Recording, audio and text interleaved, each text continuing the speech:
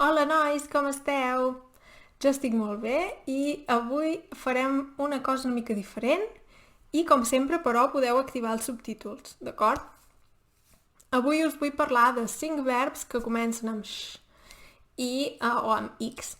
I res, un estudiant m'ha recomanat utilitzar una pàgina web que es diu Quizlet i la veritat és que no l'he provat mai i he pensat que podem, diguem-ne, conèixer aquesta plataforma o aquesta pàgina junts i veure si serveix o no. I res, farem aquest exemple amb les paraules que comencen amb X i ara mateix us deixo també l'enllaç a sota i si voleu simplement podeu obrir l'enllaç mentre escolteu el vídeo o podeu obrir-lo després o com vulgueu. O, si voleu, no l'obriu com vulgueu, d'acord? Us presentaré 5 verbs que s'utilitzen bastant en català i que penso que poden ser-vos útils. Potser no els utilitzareu directament, però podeu saber què volen dir si els sentiu, d'acord? Molt bé, comencem amb el verb xerrar. Xerrar, d'acord? Xerrar és un, diguem, sinònim del verb parlar, i simplement potser és una mica més col·loquial, d'acord? Per exemple, podeu dir he xerrat amb la teva germana aquest matí. Fa molt temps que no xerràvem.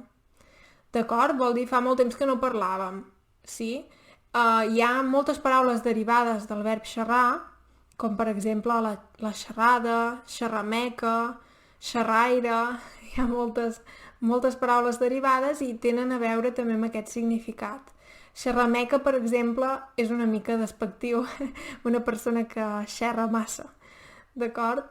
Però penso que és un verb, dels 5 verbs penso que potser és el més útil de tots, el que potser sentireu més sovint, i per això si penseu, ostres, són massa verbs, recordeu només aquest, llavors, d'acord? Molt bé, llavors tenim un verb que si llegiu en català, sobretot novel·les, segur que ja l'heu vist, que és xiu-xiuejar. Xiu-xiuejar és quan parlem molt baixet. Així. Per exemple, si ets a una església, molt sovint has de xiu-xiuejar, no pots parlar en veu alta. O moltes vegades, si algú, per exemple, diu un secret, potser xiu-xiueja. I també, per exemple, quan ets a l'escola i el professor està parlant, si vols parlar amb els teus companys, ho fas així, d'acord? Xiu-xiueges, i moltes vegades si llegiu novel·les en català veureu el verb xiu-xiuejar, d'acord? Doncs vol dir això, parlar en veu baixa, d'acord? Molt bé.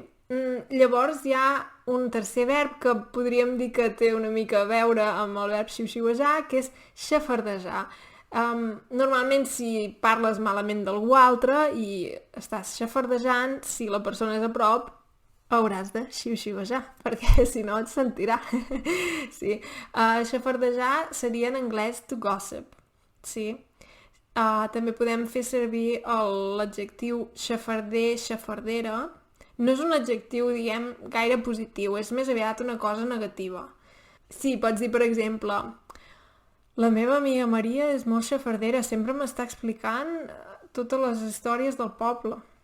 Per exemple, no és una cosa precisament positiva, però sí, diguem-ne que és aquest el significat. Molt bé, el verb número 4, que també el sentireu, jo penso, bastant, és el verb xafar. Xafar. Xafar és fer malbé una cosa. Pots dir he xafat la càmera o he xafat el micro. Se m'ha espatllat. També pots dir se m'ha espatllat. Xafar és més, diguem-ne, t'imagines, com us he posat una imatge aquí al Quizlet d'una llauna xafada, d'acord?